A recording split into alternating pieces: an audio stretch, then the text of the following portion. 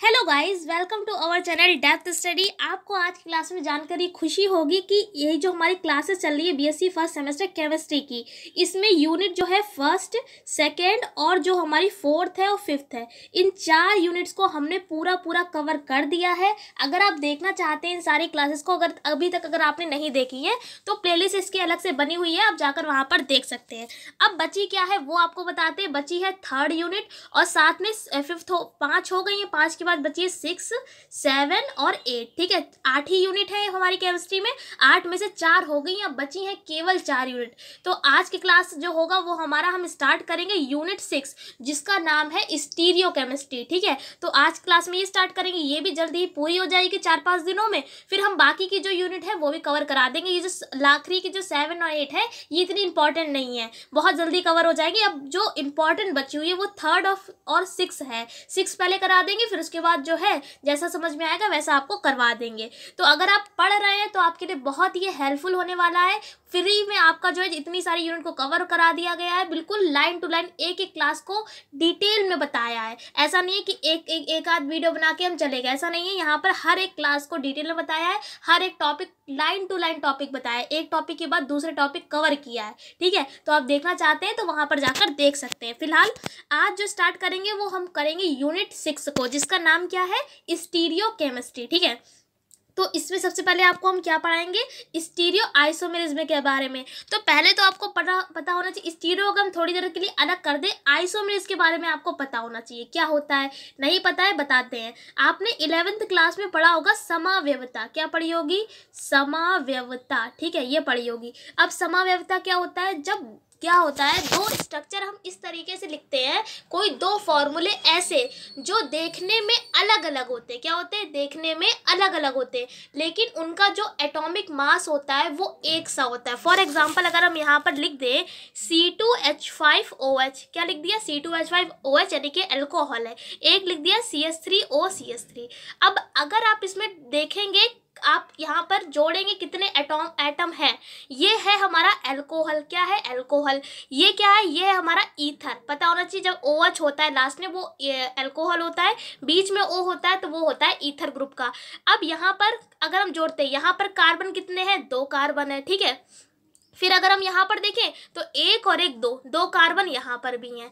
अब आगे देखें H कितने हैं, 5 और 1 6 H यहाँ पर भी हैं, और 3 और 3 6 H यहाँ पर भी है। O यहाँ पर भी 1 है, यहाँ पर भी 1 है। क्या कहना हम आपको चाह रहे हैं कि आइसोमेरिज्म वो होता है जब दो चीज़ें हमने अलग अलग लिखी हैं, इनका आपस में कोई कनेक्शन नहीं है, लेकिन क्या है, दोनों में फॉर्मूले दोनों के अलग अलग है, बट यहाँ पर जितनी चीज़ें यहाँ पर अवेलेबल हैं वहाँ यहाँ पर भी उतनी ही है, यानी एटॉमिक मास जो होगा वो दोनों का सेम होगा। आपका इसका निकाल लीजिए, इसका निकाल लीजिए, दोनों का जो द्रव्यमान होगा वो एक जैसा होगा, बट दोनों के फॉर्मूले कैसे अलग अलग है, ग्रुप कैसे अलग अलग है। तो इस चीज़ को हम बोलते हैं, अगर ये जो कंपाउंड आपस में मिलते हैं तो उसको हम बोलते हैं समावयवी, और इस पूरी जो फिनोमिनन है इसको हम बोलते हैं आइसोमेरिज्म। समझ में आ गया। 2 तरीके के होते हैं, एक ऑप्टिकल वाला यानी प्रकाशिक आपने पढ़ा होगा, एक ज्यामिति वाला होता है। तो यहाँ पर थोड़ा सा टॉपिक ही डीपली है, आपने वहाँ पर क्या पढ़ा होगा, केवल आपने पढ़ लिया होगा प्रकाशिक समावयवता क्या होती है, ज्यामिति क्या होती है, उसके एग्जाम्पल पढ़ होंगे बस।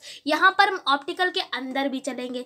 तो सबसे पहले हमने यहाँ लिख दिया इट इज ऑफ 2 टाइप्स। पहला कौन सा होता है, पहला होता है ऑप्टिकल आइसोमेरिज्म, जिसको आप हिंदी में बोलते हैं प्रकाशिक समावयवता। क्या होती है, बहुत आसान है, लिखा हुआ है कि वे कंपाउंड जिनके मॉलिक्यूलर फॉर्मूला और स्ट्रक्चरल फॉर्मूला सेम होते हैं, परंतु इनके एटम्स का अरेंजमेंट अलग अलग होने के कारण इनकी प्रॉपर्टीज अलग अलग होती हैं, एक दूसरे के स्टीरियो आइसोमर्स कहलाते हैं, तथा वे स्टीरियो आइसोमर्स जो प्लेन पोलराइज लाइट के प्रति डिफरेंट बिहेवियर शो करते हैं, एक दूसरे के ऑप्टिकल आइसोमर्स कहलाते हैं। क्या बात बताई, यहाँ पर अभी हमने आपको बताया था फॉर एग्जांपल के C2H5 और CH3OCH3, यही तो बताया था।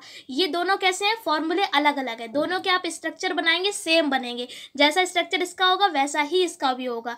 लेकिन यहाँ पर क्या है, अरेंजमेंट अलग अलग है। मान लीजिए यहाँ पे C2H5 एक साथ दे दिया गया, यहाँ पे देखिए अलग तोड़ के है, तो क्या होगा, अरेंजमेंट इनका अलग अलग है। तो ऐसी चीज़ें क्या कहलाएंगी, एक दूसरे की ये क्या है, स्टीरियो आइसोमर्स हैं, यानी कि समावयवी हैं एक दूसरे के।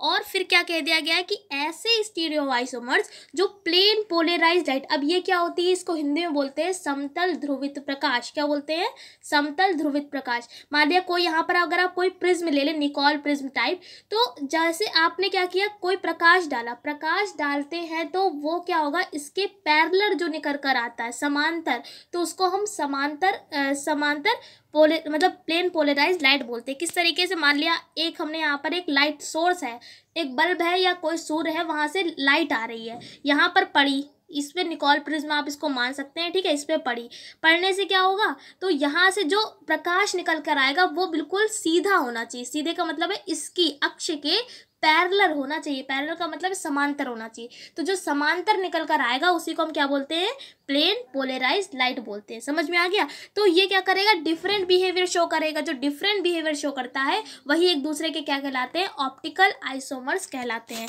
ये भी दो तरीके के होते हैं, एक होता है डी टाइप, एक होता है एल टाइप। तो लिख दिया है, पहला होता है डी टाइप। इसमें क्या होता है, इसको बोलते हैं डेक्स्ट्रो रोटेटरी। क्या बोलते हैं, डेक्स्ट्रो रोटेटरी, या डी फॉर्म भी बोलते हैं, या इसी को हम प्लस भी बोलते हैं। ठीक है, डेक्स्ट्रो रोटेटरी बोला जाए या डी फॉर्म या प्लस, तो तीनों एक ही चीज़ें हैं।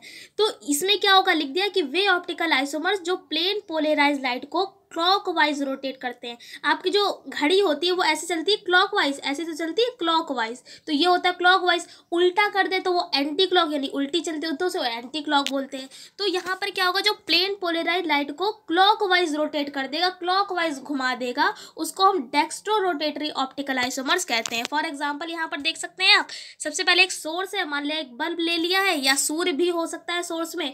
यहाँ से क्या है, अभी जब प्रकाश क्या है, यहाँ से प्रकाश हर जगह जा रहा है, चारों दिशाओं में हर जगह जा रहा है। लेकिन जब यहाँ पर हमने एक निकोल प्रिज्म ले लिया है, यहाँ पर आप निकोल प्रिज्म या टूरमेलिन क्रिस्टल भी ले सकते हैं। तो हमने यहाँ पर निकोल प्रिज्म ले लिया है, इसकी अक्ष से क्या क्या होगा, पैरेलल प्रकाश निकल कर आएगा, जिसको हम बोलेंगे पीपीएल, शॉर्ट में PPL, full form plane polarised light बोलेंगे। ठीक है, जब ये किसी डेक्स्ट्रो रोटेटरी पे डाला जाता है तो यहाँ से क्या होता है, प्रकाश कैसा निकलेगा, हमारा क्लॉकवाइज, मतलब ये जो हमारा होता है उसको ये क्लॉकवाइज घुमा देता है, प्रकाश को, पीपीएल को क्लॉकवाइज घुमा देता है। क्लॉक का मतलब है कुछ इस तरीके से यह घूमेगा। कैसे घूमेगा, इस तरीके से घूमेगा। तो हमने इसको इस तरीके से दिखा दिया है, तो इसको क्या बोलेंगे, क्लॉकवाइज रोटेशन। तो डेक्स्ट्रो रोटेटरी में क्या होगा, इसको क्लॉकवाइज घुमा देगा। अगला हमारा क्या है, एल फॉर्म। तो एल फॉर्म का मतलब है लीवो रोटेटरी। क्या बोलेंगे, लीवो रोटेटरी। उसमें था प्लस, इसमें क्या हो जाएगा, माइनस। वहां पर क्या था, हमारा क्लॉकवाइज घुमा रहा था कुछ इस तरीके से, और यहाँ पर क्या होगा, एंटी क्लॉकवाइज घुमा देगा। तो सब कुछ सेम है, बस क्लॉक की जगह एंटी क्लॉक लिख दिया है। क्या लिख दिया है, वे ऑप्टिकल आइसोमर्स जो प्लेन पोलराइज्ड लाइट को एंटी क्लॉकवाइज रोटेट करते हैं, लीवो रोटेटरी ऑप्टिकल आइसोमर्स कहलाते हैं। पूरा डायग्राम वैसा ही है, बस यहाँ पर क्लॉक की जगह ये देखिए एंटी क्लॉक, कुछ इस तरीके से यहाँ पर एरो बना दिया है। ठीक है, वहां पर ऐसे करके एरो थे कि क्लॉकवाइज था, यहाँ पर लीवो रोटेटरी है यानी कि एल फॉर्म है, तो यहाँ पर एंटी क्लॉकवाइज रोटेशन हो जाएगा। उसके बाद बात करेंगे, सबसे पहले हमने आपको ऑप्टिकल आइसोमर्स बता दिए, दोनों टाइप इसके बता दिए। अब बताएंगे कॉज ऑफ ऑप्टिकल आइसोमर्स, यानी कि यहाँ पर ऑप्टिकल आइसोमर्स के कारण क्या है। कॉज माने होता है कारण, लिख दिया है ऑप्टिकली एक्टिव होने के कारण मॉलिक्यूल में कोई भी एलिमेंट ऑफ सिमेट्री उपस्थित नहीं होना चाहिए। अब यहाँ पर वर्ड आया है एलिमेंट ऑफ सिमेट्री, यही हमारा अगला टॉपिक होगा कि एलिमेंट ऑफ सिमेट्री किसे कहते हैं, कितने टाइप की होती है। इसके बारे में हम अगले क्लास में बात करेंगे, क्योंकि ये क्लास थोड़ी सी बड़ी हो गई है और ये भी थोड़ा सा लॉन्ग ही टॉपिक है, आ जाता है एग्जाम में। एलिमेंट ऑफ सिमेट्री 3 टाइप की होती है, बताएंगे अगले क्लास में। इस क्लास में जितना आपको बताया है आई होप समझ में आपको आ गया होगा, बहुत सरल था। तो इस क्लास में तो हम इतना ही रखेंगे, अगले क्लास में मिलेंगे एलिमेंट ऑफ सिमेट्री के साथ। तब तक के लिए जय हिंद, जय भारत।